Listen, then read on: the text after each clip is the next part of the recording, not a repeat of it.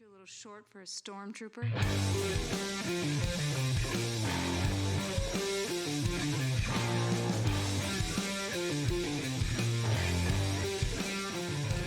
What's up, nerds? Welcome to another episode of the Multiverse Report. We are recapping the week's nerdy news from Doom Manor to the spiced mines of Kessel and everywhere in between. I am one of your co-hosts, Mike Gibson. With me, as always, is Steve Haller. What's up, Steve? Well, I don't really know because there wasn't a hell of a lot of news that came out this week. Yeah, well, holiday week, Yeah. time off, some, kind of a low-key week. I do know what did Not a come ton out of this stuff week. coming though. out. This week we got the season finale of Andor and True. the Guardians of the Galaxy holiday special. Very true. And if you're somehow listening to this and did not see our recaps and reviews on those, go check them out. Check them out. 'Cause we did it. We did both of them. It's late. It's late, people, and we're still here recording a whole nother episode starting now. But as we said, this episode might be a little light because the news week was a little light, but we still got a number of things to dive into. Starting off solemnly with an RIP. And I got to confess, this is an RIP for someone I had never heard of before. A guy named Vic Carbotta. Who was an artist at Marvel. And he is notable for that and many other things. He was also notable because he is the last surviving, or was the last surviving Marvel artist that worked for Marvel in the 1950s before it became the house of Stan Lee and Jack Kirby and the Marvel superhero universe. He passed away this week at 93 years old. Like I said, he worked at Marvel pre-superhero. He worked on books called Astonishing and a book called Journey into Mystery, which later on would introduce Thor in issue like 82 or 83 or something like that.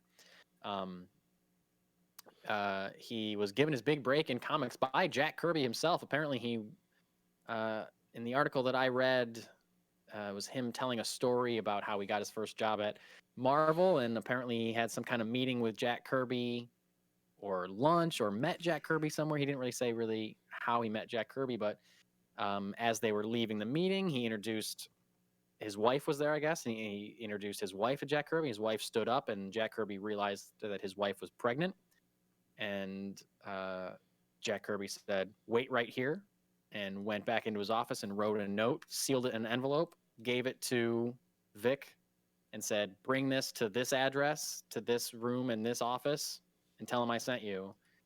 And he took that envelope to the address, to the office that Jack Kirby told him to go to. He walked in. It was Stan Lee's office. Stan Lee opened the note, and he read it, and then looked up at Vic and said, "So Jack Kirby says you're a pretty good artist." And he was, said, "Oh, I don't know about that." He's like, do you want to see some of my examples? Do you want to see my portfolio? And Stan Lee said, "No, I don't need to. If Jack says you're good, then you're good. Here." And had him a script and said, "I need this back in a week." And that was his first job at Marvel. It was a pretty great story. So, R.I.P. One of the originals, one of the first, working Marvel artists working on Journey into Mystery and other like horror sci-fi books at that time. Vic Carbotta, 93 years old. Rest in peace, my friend. Moving out of the solemnness of an RIP intro. Starting the show in earnest, starting it in the same place we started it last week, Steve. And we're not getting much younger than the guy we just talked about. No. 10-ish years. Yep. 10, 13 years, maybe. We're jumping back into the world of Indiana Jones. And again, I know I said this last week, Steve, but I like talking about Indiana Jones. It's like a breath of fresh air. It's like something that we haven't touched on too much. Occasionally it comes up, but I just rehooked up the Blu-ray player so that I could bust those out. Nice. Yep. So we'll see. I got to test your theory that any non-Raiders of the OT aren't as bad as you remember them, or as bad as they get credit for. I think. Okay. Should we rank our 4 Indiana Jones movies right now before we jump in? Yeah, I mean, sure. It seems like I've seen them more recently than you, but that shouldn't necessarily be said to say that my opinions are stronger or better than yours or whatever like that, so we can just like Oh no, like rank as we see. I'll throw it out there that it's, Raiders, Crusade, Temple, long drop, Crystal Skull. I'm similar but different. I'm in release order. Okay. I go Raiders, Temple of Doom, Last Crusade, long drop. Now is that a Skull. recent, like, from rewatching it where it jumped? Okay. Yes. Yeah. I also because I remember distinctly, like, the whole Kalima and all that, like, freaking me out as a kid. So that may have like jostled some things in there. Yeah, Raiders is, I think, a perfect film. I love it, hands down the best. When I was younger, I remember I saw it when I was a little kid, and it scared me. Like you're saying, I was viscerally influenced by it.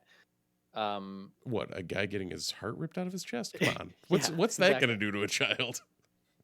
And then I remember when I saw it when I was like in middle school or high school or something. I watched it and I was like, "Oh, this short round kid is really annoying. This Kate Capshaw actress is really annoying." And give me Last Crusade. When I recently watched them, Last Crusade to me still good, but it felt small or somehow. I don't know. It just felt like it was shot more like a TV show almost, and less like a big epic adventure. Like, it's still good, but just wasn't quite there for me. And Temple of Doom is just so insane. It's just like so bonkers, completely nonstop. It goes from one thing to another thing, and it has stuff like you just said, like people getting hearts ripped out of their chest, and also fed to live alligators, and burned alive in a pit, and child slavery, and just all this insane stuff. People eating monkeys' brains and stuff. Like, it's just wild, completely off the rails. That I was like, this movie is incredible. I can't believe that it's rated PG-13. I can't believe that I saw this when I was 10 or whatever. Because it's just so wild. So Temple of Doom, big bump up for me on a recent rewatch for sure. But anyway, we're not supposed to be talking about any of those Indiana Jones movies. We're supposed to be talking about Indiana Jones 5, which we learned this week will feature digital de-aging of Harrison Ford himself. Apparently, the film's opening sequence takes place in 1944, which places it 6 years after the events of Indiana Jones and the Last Crusade, and will feature a digitally de-aged Indiana Jones. Steve, what are your thoughts on the concept of using digital de-aging on actors? Let's put a timestamp on this. What were my thoughts prior to seeing Mando Season 2, or after seeing where they can go now? Because if it's going to be a long stretch, I still may be hesitant, but I think the Luke scenes in the end of Mando Season 2 showed us that it is possible to do it and not have it completely sit in that uncanny valley of, this doesn't look good, but it doesn't look bad, but I don't know what to feel. The Luke Skywalker example is good, but it's also, I don't know if it's fully apt, because I feel like they used a bunch of different technologies to bring that to life. Like, not just de-aging, they also used a body double. They also used Reese Beecher or whatever to make the dialogue and stuff. So I don't know. Well, and I got a hunch that they're going to do the same thing with Harrison Ford. I know. I feel the same way. I feel like you can't take an 80-year-old man and just de-age him. Like, you're going to have to use a body double. Yes, depending on what they're having him do. Yeah. Yes, because I thought the digital de-aging in Martin Scorsese's The Irishman was done pretty well, except that he still moved like an old guy. Right. Like, he looked like maybe a 30-year-old Robert De Niro. Right. But he still, like, he wasn't like nimble or whatever. He was still like a 60, 70-year-old dude or whatever moving around. So that's where I think it gets a little wonky. So I agree with you. It's possible that they have a body double as well. Do they use Alden Ehrenreich? That'd be amazing. That would be. But if you look, the maybe. body double they used for Luke actually weirdly looks like Mark Hamill. Yes, true. Like creepily True. looks like him. Like Yeah. if they cast a young Luke Skywalker, like just get this guy. Or Sebastian Stan, because Or Sebastian same Stan. deal. And this is a tangent, but you mentioned recasting Luke Skywalker, and after Mando season 2 finale, but also more so when we saw him in Book of Boba Fett. Mhm. I thought the technology on Luke had improved vastly by the time we saw him in Book of Boba Fett. That was what I was actually talking about. Oh, okay. Okay. More so than because I end forgot of Mando that season was 2 when in- he wasn't yeah. really moving his head at all. Right. Yeah, no, so in my brain I was thinking at the Jedi Temple and all that. Right. However, I also must have blocked out the first fact that was in Book of Boba Fett and not that was Mandalorian 2.5 and not yeah. Mandalorian 2. Mando proper. Yeah. Gotcha. Yeah, and if they ever decide to make a Luke Skywalker series or whatever, I know people have called for that based on the technology that they have. I don't know. Like, I don't think they should be so precious about recasting. I'm someone that is a big fan of Alden Ehrenreich's Han Solo. Yeah. I'll watch a sequel to that. We're going to talk about that a little bit later in the show. I have no problem with him being recast. I really like Donald Glover as Lando. I would, as much as Luke Skywalker lives specifically inside my heart. Yeah. I would 100% be down with a recast of Luke Skywalker just to see what another actor could do with it. Like a real life actor. Yeah. Like, actors bring a lot to these roles. And yes, Mark Hamill is defined as Luke Skywalker, but that doesn't mean that it should be hands off forever, or that, like we talked about a couple weeks ago, that James Earl Jones signed over the rights to have his voice used as Darth Vader's voice for the end of all time. Like, do you really need to do that? You have people voicing him in video games and animated shows that sound a lot like him, sound very much like him. Like, I'm playing through the PS5 Lego Star Wars version, and honestly, all of the voice actors in that show, in that game, are great. Like, the Luke, Han, Leia, they all sound a lot like those characters. Like, Very a much lot so. like Mark Hamill, a lot like Harrison Ford, and a lot like Carrie Fisher. Like, get any of those to do the voice, so you don't have to use Reese Beecher creepily, or like, I don't know. There's a lot of avenues you could do, and I would be totally open to a recast. However, that's not what they're doing for Indiana Jones 5, although it would be hilarious if it was a flashback and it was played by Alden Ehrenreich. That would be, I wish they were doing that instead. Regarding the de-aging technology, I asked you, you said Luke Skywalker. I'm going to say the Ant-Man movies, I think, have done it pretty well. Yep. Although still not like perfect. Like, that, to me, that's like the best, like, just straight de-aging, not like using an amalgam of other technologies.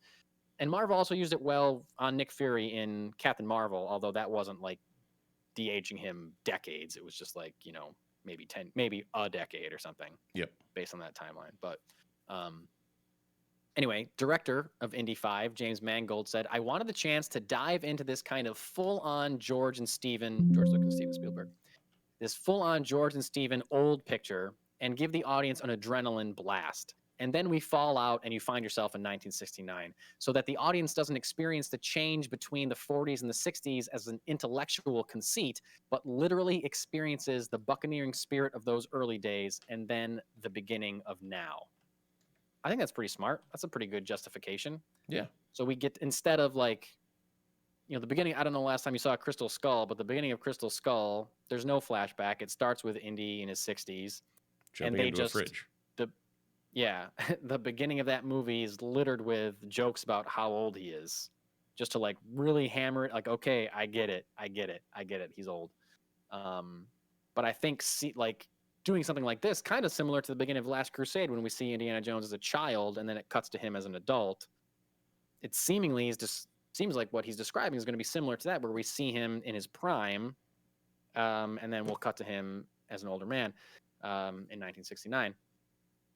Kathleen Kennedy, CEO of Lucasfilm, also said, my hope is that although it will be talked about in terms of technology, her hope is that you just watch it and go, oh my God, they just found footage. This was something they shot 40 years ago. I'm in an Indiana Jones movie. Like, they want that. They don't want the technology to be jarring, I guess. They want it to just look very natural. Right. And to that point, Harrison Ford even said, this is the first time I've ever seen it where I believed it. Which, of course, he's going to say, but... Which, yeah, he's not going to say anything bad. I saw it. It looked like a during giant press pile of shit. Yeah, exactly. Yeah. Although, I mean, Harrison Ford may actually say that. Never mind. Yeah, that's true. That's actually true. But I actually did this week. I rewatched Blade Runner 2049, which, by the way, I think is a masterpiece of a movie. And that features, this is hardly a spoiler, it features again, this is more of the Luke Skywalker example than the Ant-Man, Michelle Pfeiffer examples. Right. But it features Sean Young's character from the first Blade Runner, a digital de-aged version of that character in a scene. And I thought it looked really damn good. But and that is a scene with Harrison Ford, so he's saying that he saw that and now is saying that this is the first time where he believes it, then that's saying something, because I thought they did a really good job of it in Blade Runner 2049. So, and who knows if Harrison Ford has even seen Blade Runner 2049? He could just be completely cashing the check. Like you said, this could be just all promo. Yeah. But I am down for this movie. I'm very excited about it. As long as the de-aging isn't like I said, jarring enough to kind of like take me out of it, or for me to be like, ugh, that doesn't look good, or ugh, I'd rather just be like Kathleen Kennedy said, like, oh, this is Indiana Jones. I'm watching an Indiana Jones movie, and this is great. So hopefully that is the case. We will learn more about that. Hopefully in the coming weeks, we're going to get a title. I'm dying to know what this title is. We've got to. We're well under a year until it's June 30th. I know. Is the release date? I think so. It's next year. Yeah. Yeah. We got to be getting something here. Give me the MacGuffin. What are we going after? What are we chasing? What are we fighting Nazis over here? What could it possibly be? I don't know. I mean, that was the biggest thing we got, was that we're fighting Nazis. Do we know if Shia LaBeouf is coming back? I do not believe that he is. I believe that Harrison Ford did not love working with Shia LaBeouf on Indy 4. Can't imagine. Yeah, can't imagine why. Anyway, moving off of Lucasfilm stuff, moving into some Marvel stuff, we finally got a new director for Blade. Yann Demange, I believe is how you pronounce it. I'm not sure if it's Demange or Demange. Yann Demange is going to direct Blade for Marvel Studios. He is replacing Bassam Tariq, who left the film in September, as we reported on the Multiverse Report, due to creative differences with Marvel, the studio, which, not the first time that's happened. Not the first time a director has left because the studio wanted certain things. Looking at you, what's her face? Patty Jenkins. And Edgar Wright. Edward Wright. That's not his name. Once Tariq left the film, Marvel delayed Blade for almost a full year. And now apparently I don't know if they're, I feel like this movie's going to get delayed again. I think that either if you're bringing a new director on now, and also I read in the same article that they just recently hired a writer named Michael Starbury to write a new draft of the script. You're starting from script level, and you just got a new director, and you think this movie's going to come out in a year? Ugh. Yeah. We're talking Rise of Skywalker timeline there. And you and I know how that turned out. That's not everybody's cup of tea around here. So you're telling me you're going to start from scratch and make a multi-million-dollar Marvel movie that looks great and has no flaws in a year? I don't know. I feel like this is going to get delayed again. But anyway, that's beside the point. Yann Demange has directed the films 71 and White Boy Rick, and also, this is what sold me on him as a director, the first episode of Lovecraft Country, which is a show that I watched and loved every second of. Very upset that they're not getting a season 2 of Lovecraft Country. He was an executive producer on that show as well, so definitely down with this guy. walking into the world of Marvel and walking into the world of Blade. How So- did that not get a second season? I don't know. It's dumb. It's dumb that they didn't get a second season. But I mean, also, if you have seen, I don't know if you've seen the entire first season, but if you have, it does end in a way that it doesn't necessarily need a second season. But I just wanted one because the first season was so good. Right. I haven't seen it. It was more the like I've heard critical acclaim left and right for Yeah. it. I highly recommend Lovecraft Country to anybody listening to this Yeah. podcast. It is a great show. And hey, guess what? It's only one season. So you can watch it. It's a complete story. It ends, and that's it. It's great. And you had me at Jonathan Majors. Yes, and Kang himself, Jonathan Majors. And this is Lovecraft Country was the first show I really saw him in that I was kind of like, oh, the dude from Lovecraft Country is going to be Right. the next big Marvel big bad. Awesome. Sold. That dude is a tremendous actor. So yeah. So it stars Kang and Black Canary. Journey Smollett is in Lovecraft Country as well, the two leads. So check it out. There you Highly recommend. Yeah, oh man. Sorry, I'm just remembering other shit about Lovecraft Country that I loved, go. and I want to rewatch it. Anyway, it's so good. It's gross. It's terrifying. It's just amazing. So yeah, Yann Demange directing Blade. Thoughts, Steve? I'm glad it's getting back on track. I think. Yeah. I think the clock's ticking on Mahershala to get this thing done. I think so too. I think a lot of pressure is coming from him, as we heard from Jeff Snyder, Yeah. who we've talked about before. We referenced him before. Once that Tariq left, he's the one that kind of broke the fact that Mahershala Ali not happy with the script, and that there was a lot of trouble in Marvel Blade Town. So, yeah, I think you're right. I mean, Mahershala Ali went to Marvel after he won an Oscar. He Right. went to Marvel and said, "I want to be Blade." Mm-hmm. So he wants this to happen, but I don't think it makes it impossible for him to walk away from it if things aren't going the way he wants. So you really hope that Demange is going to be able to deliver, Yeah. and that Marvel's going to be able to deliver, because they're making a lot of promises right now. No, and that's a weird one that, like, I don't know. Blade seems to, I mean, he's literally been in a post-credit scene as Blade. So Yeah, we've heard his voice. this has to happen at some point, maybe, hopefully. Yeah. Yeah. Speaking- While we're talking about Marvel and their insane slate of things, Mm. I don't know if this is the case, but as we talked about last week, we found out live during the episode last Yeah. week that Bob Chapek had been fired as CEO of Disney and replaced by Bob Iger. The former return of the Bob. Yeah. The former CEO Bob Iger coming back for 2 years to kind of right the ship that Bob Chapek was, sinking. Do we think that's going to have any effect on Marvel's release schedule, Lucasfilm's release schedule, anything like?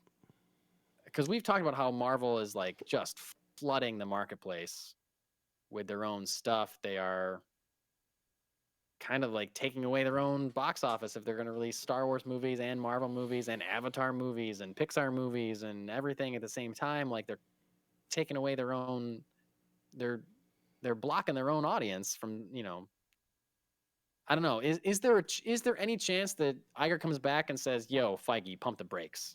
I think there strongly is, and I think it's Really? something he should do. think If you look it's at what the he should release do. cadence under Iger, it was very measured. Yeah. And yes, I get that there's a bunch of stuff heating up, but maybe we see the shows cut in half or something along those lines. Spaced out more. Right. Like if you're going to do it, make it a 10-year plan instead of a 5-year plan. Yeah. Yeah. Maybe take until 2028 instead of just cramming all these in between now and 2025 or Right. whatever. Give us some space and give yourself some space. I mean, I remember in the Blade stuff that Jeff Snyder was talking about, one of the things he said was that Kevin Feige was feeling spread thin by all the stuff. Of course he is. Yeah. Of course he is.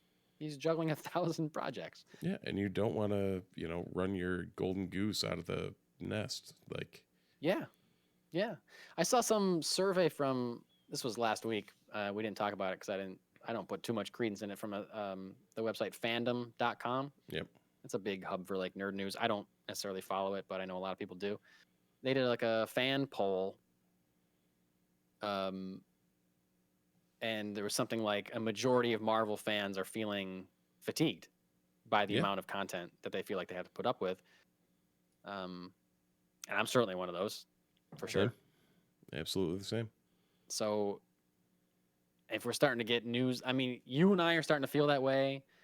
If clearly other people are starting to feel that way too, maybe like, yo, read the room, Disney. Read the room, Marvel. Like, hey, back up. We'll watch it. We'll still watch it if it comes out 2 years later. Like, I'm still buying a ticket for Blade. Right. Whenever it comes out. So you can take your time and make a good movie. You don't have to just push it a year. You can push it 2 years. Make it really good. I would rather you do that. I'd rather a good Blade movie than a meh Blade movie. Yeah. Faster. 100%. Anyway. That's all the Marvel stuff we got, but I will again shout out that we have also just recently tonight recorded a review of the Guardians of the Galaxy Holiday Special, written and directed by James Gunn, on Disney Plus right now. So if you're looking for more Marvel stuff, even though there's, like we talked about, a glut of it right now in your face, you can go watch one. Watch a 40-minute holiday special on Disney Plus. Steve, do you prefer the Guardians of the Galaxy Holiday Special or the Werewolf by Night Halloween Special? The Star Wars Holiday Special. Okay. Yeah. Good answer. Yeah. No, I would say Werewolf. Yeah, me too. Both not that great. We didn't. Yeah, I was gonna say, not that we didn't love the holiday special. We loved it very much. If you listen to our review, you can hear us talk about it that much. But yeah. And I almost feel like them pivoting to something like that, where instead of these long drawn out series, we're getting a lot more of the feature presentations or something like that are one-offs that you can miss, that you can, it's akin to comics. It's like the equivalent of an annual or like a one-off or whatever, of just like, okay, this is ancillary to the storyline, but it's going to be fun. Go check it out. Yeah. Dude, I totally agree with that. Like, we just, within the past few weeks, learned that Armor Wars was originally going to be a series on Disney Plus, and they just changed it. Armor Wars is going to be a film. Yeah. Because they felt that that was a better fit for the story that they were trying to tell. Great. What if you're making a movie and you're like, yo, this is a lot of filler. We don't need any of this. This would be way better as a 45-minute special. Yeah. Great. Then give me a downgrade 45-minute, it. 1 hour, like, it. cut, dried, done. Yeah. Anyway, we'll see. We'll see what happens. It would be nice for them to pump the brakes a little bit. Well, now we're going in the opposite direction from wanting to pump the brakes a little bit to something we've talked about wanting more of. Yeah. We went from Lucasfilm to Marvel, back to Lucasfilm, talking about some Star Wars stuff. And this is, I don't usually put stories like this on the rundown, because every once in a while there's a story that makes nerd headlines that, like, an actor or an actress is asked if they would be interested in joining the MCU or joining the Star Wars franchise or returning to the MCU. Will Oscar Isaac play Moon Knight again? Will he play Poe Dameron again?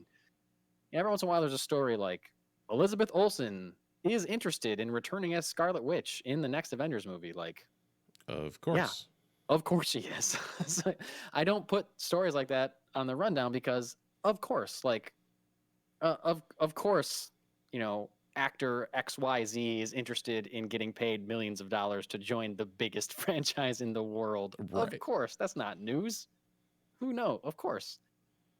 The answer is always the same for like a returning actor, like an Oscar Isaac. The answer is always like, well, sure, if the story was good. Yeah, of course. That's everybody's answer. Right. Which roughly translates to yes, if they throw enough money in my face. Yeah, exactly.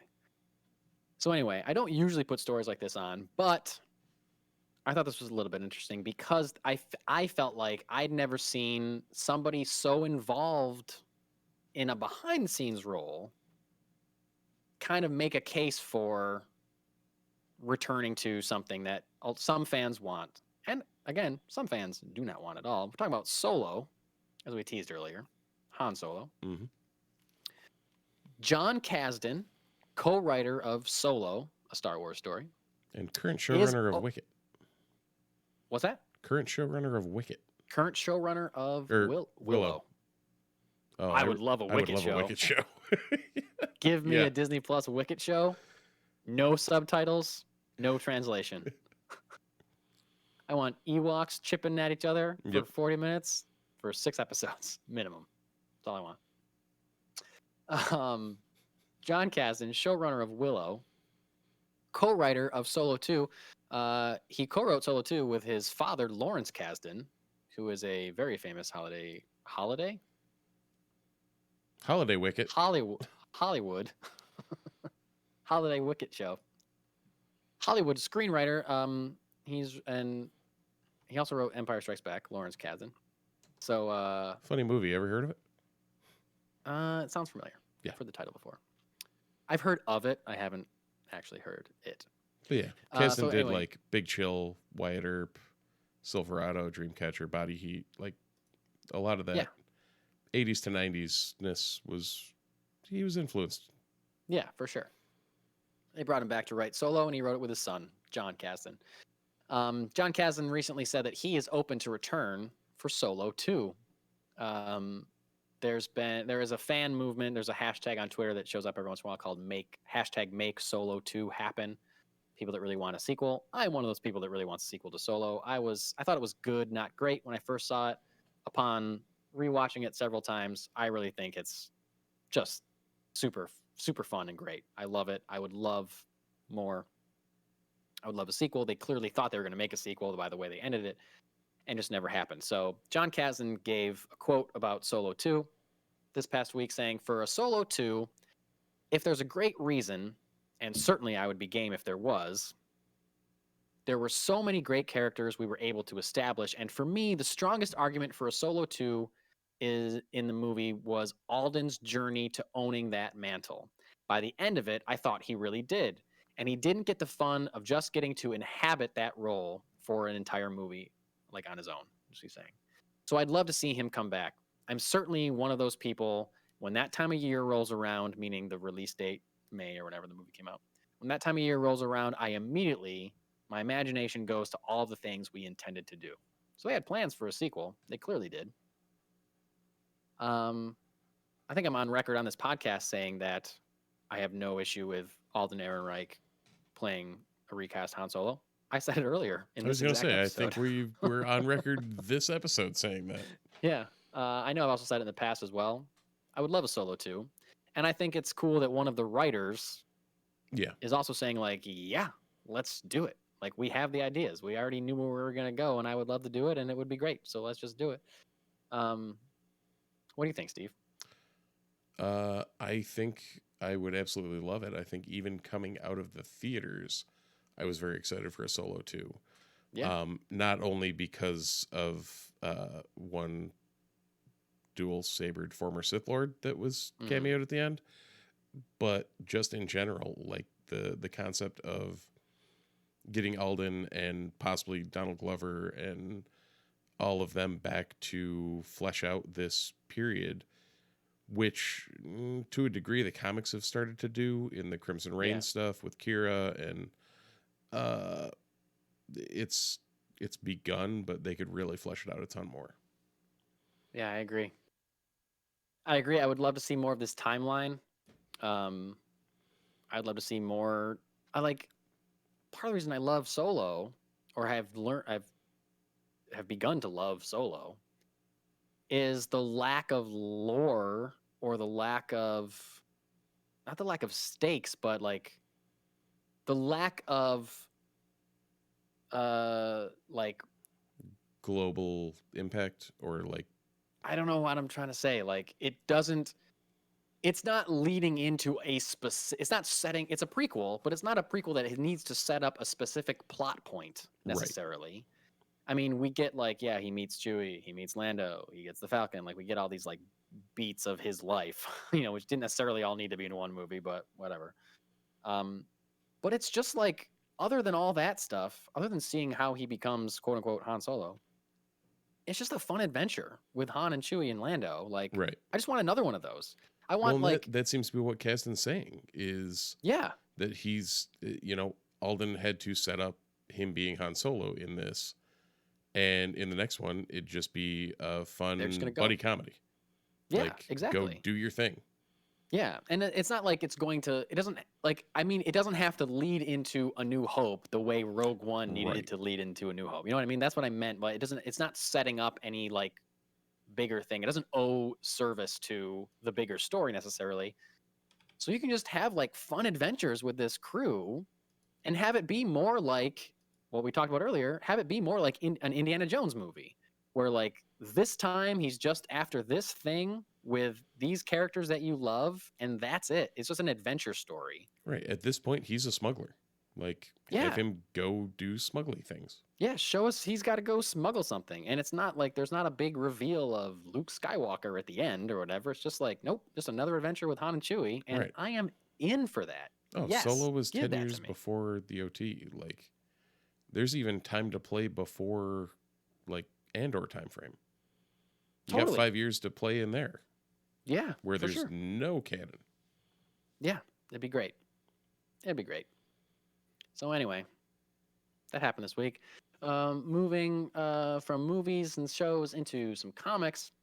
Quick comic book news. Donny Cates has stepped away from writing Hulk for Marvel. He'd been on it for less than a year.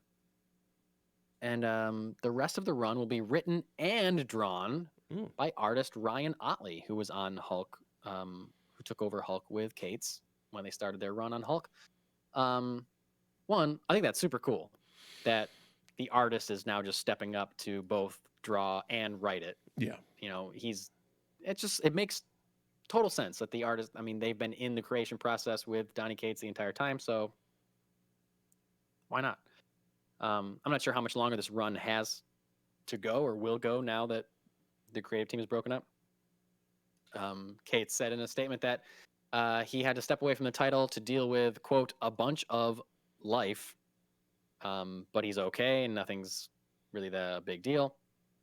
And he's now teasing the development of a new, quote unquote, insane project with Marvel. So he's still in the Marvel family. He's not going anywhere as a writer. And the remainder of the Hulk run that they had intended to do is being taken over by artist Ryan Otley. I haven't read a ton of Donny Cates stuff, but I like the stuff that I've read. I've liked quite a bit. I think he's pretty great writer. Yeah, his Venom and Thor that I've, dabbled in have both been very, like, his Venom run was great, and then Thor and King Thor and that whole thing was solid. He and Ryan Stegman have a indie they just put out that I guess is really good as well. Oh, cool. The stuff I've read from him is mostly Venom related stuff. That Absolute Carnage? Absolute Carnage, yeah. Yeah, that was a good mini. I like that miniseries a lot. Yep. He was really good at that. There were so many goddamn books in that. I know. It was like everything in the world tied into that. Yeah, wild. So that's going on this week in your local comic book store. We got Blue Beetle Graduation Day, new Blue Beetle run, drumming up some interest, I think, before the summer's movie comes out. Briar #2, Captain America: Symbol of Truth #7. DC's Grifter got run over by a reindeer, one shot, holiday special. Grifter is a C or D list level vigilante anti-hero character that has a growing fan base. But not vigilante, because we have already touched on him. Right, not actual vigilante. He's just a vigilante, not the vigilante. And I think that's a really funny title for a holiday spinoff. Grifter got run over by a reindeer. Absolutely. Damn Them All #2. Justice Society of America #1. A brand new Justice Society book. There hasn't been a Justice Society book in years. I think over 10 years since the last JSA book. JSA. So check that out. Killadelphia #25. Nightwing 2022 annual. Nubia and the Justice League special #1. Steve, this next book I don't know how I missed an announcement about this. I didn't know this was happening. Peter Parker and Miles Morales, Spider-Man, Double Trouble, number 1 of 4.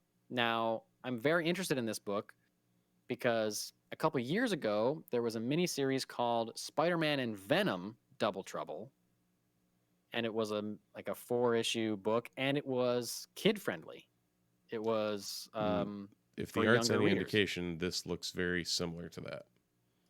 Well, that makes me very excited because I bought a few. I think I missed number 3. I got like 1, 2, and 4, and my son and I read the hell out of those books. I don't know if he remembers them now because kids lose all their memories every like year and a half or whatever until they're 7 or whatever. I don't know. But that makes me excited. You and I talk about how we wish there was more comics or TV shows or movies that were superhero based but made specifically for kids. So now that my son's even older, now he'll probably more appreciate a Spider-Man book like this. And there's only 4 issues, so definitely pick it up as it's coming out. So I have to put that on my pull list, I think. There's a Momoko variant on it too. Oh, really? Yep. Oh, nice. It looks good.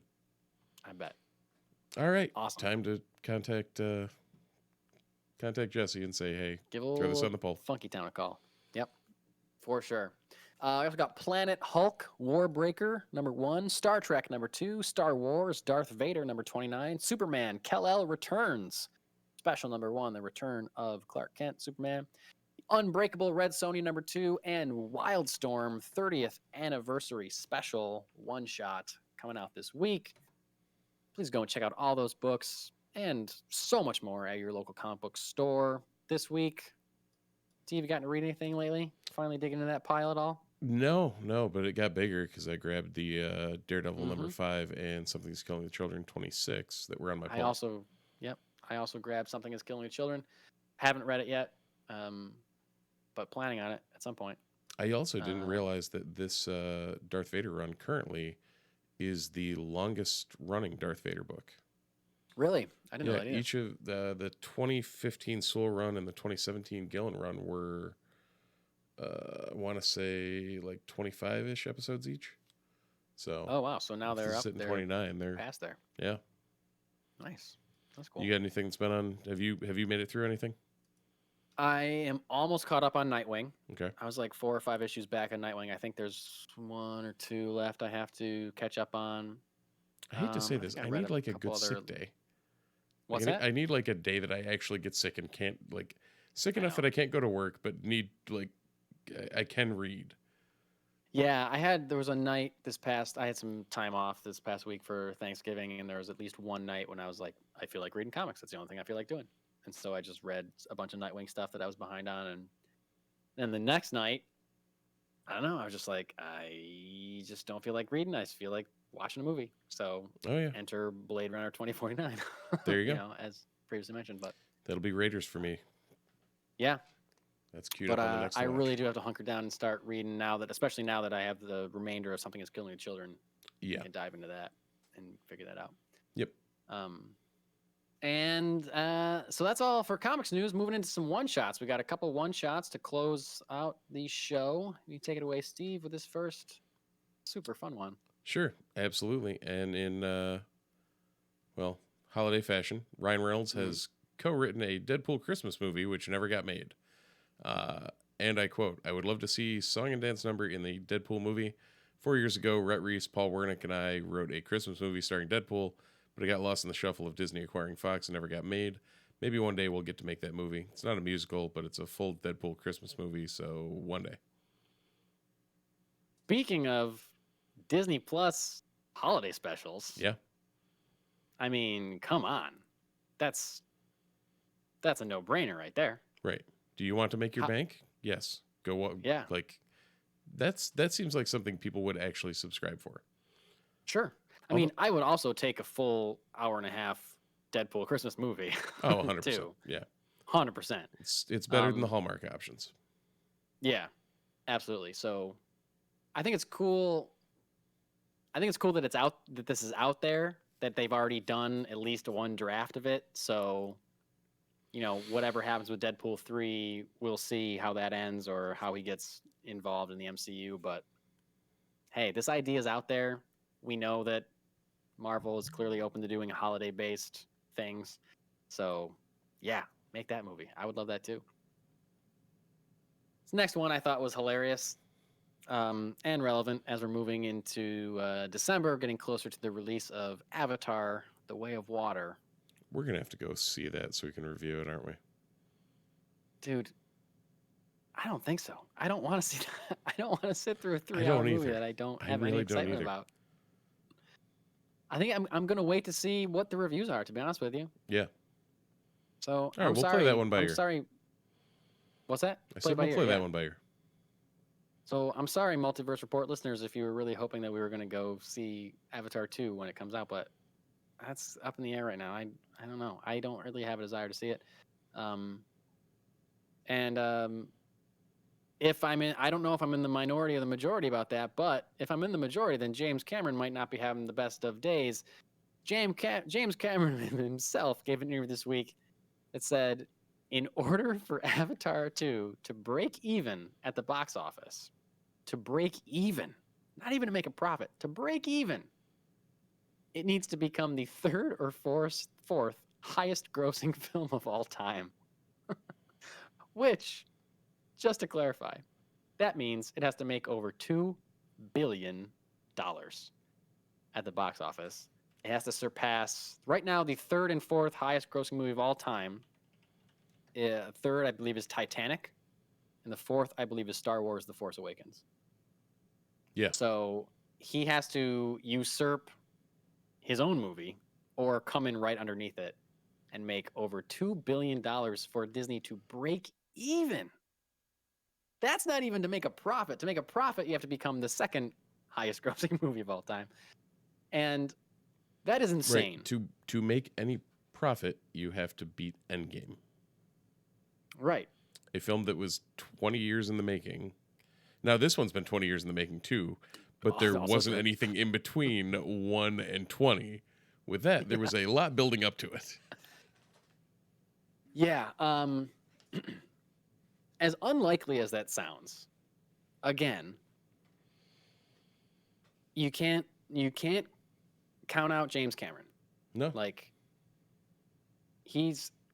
we just mentioned the 4 highest grossing movies of all time. 2 of them were written and directed by him.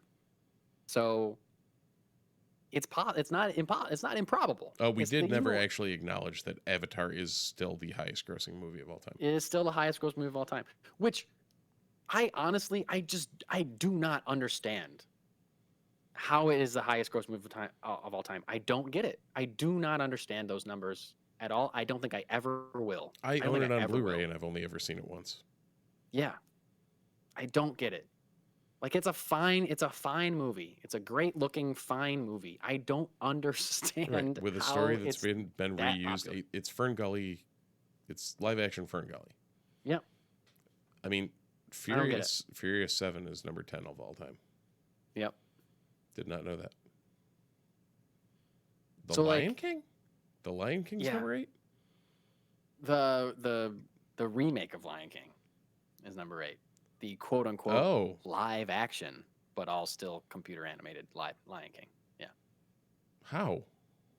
Dude, I don't know. I had no desire to see that movie either. So maybe I'm wrong. I didn't have any desire to see Lion King. It's in the top 10. I don't have any desire to see Avatar 2. Maybe it's going to work. Maybe it'll happen. Jurassic World is 7. Yeah, I hated that movie too. I don't like that movie. I mean, I hate is a strong word, but it didn't really work for me. Yeah. Okay. I don't love a lot of the movies in the top 10. I was looking at it earlier today.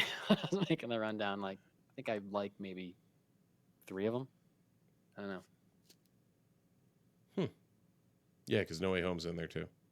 Your favorite movie. Yeah. Top Gun Maverick is number 11. Okay. Yeah. I still haven't seen that. I got to see Top Gun Maverick. I've heard nothing but good things. I got to get that on the list. But either way. So anyway, good luck to James Cameron and Avatar 2 making $2 billion at the box office to make just your money back. I'm trying to segue, and then I realized I'm the one that's got to talk next. So, yeah. So in our final one shot, a new trailer is out for Doom Patrol Season 4. It is the 4th and possibly final seasoning and will air in 2 parts, with part 1 debuting on HBO Max on December 8th. I have Coming right up. personally not seen this trailer because I'm a season behind on this. Mike, thoughts? I loved it. It just looks funny and goofy and out there and wild. Doom Patrol. Season very Doom Patrol-y. Season 3 was excellent. It left our characters. We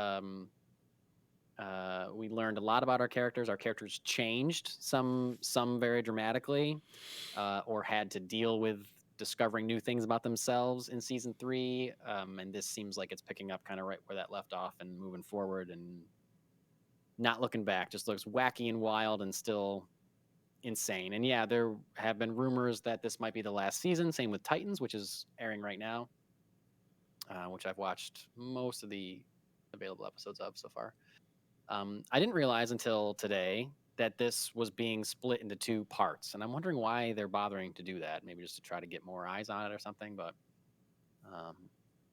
I don't know. I was talking to Steve off air. I wasn't sure how caught up he was on Doom Patrol. I was hoping that we would be able to cover season 4 of Doom Patrol on this show, but he's a little bit behind, so I don't think we're going to be able to catch up at least before December 8th.